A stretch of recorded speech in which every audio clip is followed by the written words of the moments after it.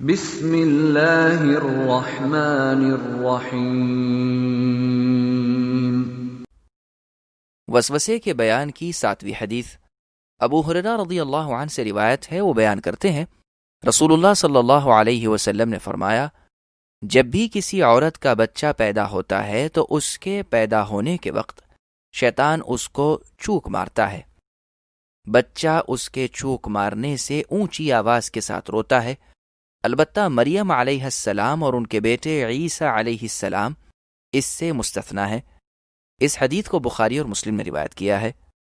وضاحت: اس سے یہ لازم نہیں آتا کہ مریم علیہ السلام اور عیسیٰ علیہ السلام کو رسول اکرم صلی اللہ علیہ وسلم پر فضیلت و برتری حاصل ہے، جبکہ نبی صلی اللہ علیہ وسلم کے فضائل اور معجزات ایسے ہیں جو کسی دوسرے پیغمبر کے نہیں ہیں۔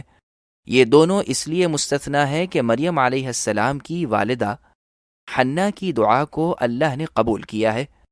سورہ آل عمران آیت رقم 35 میں یہ دعا مذکور ہے۔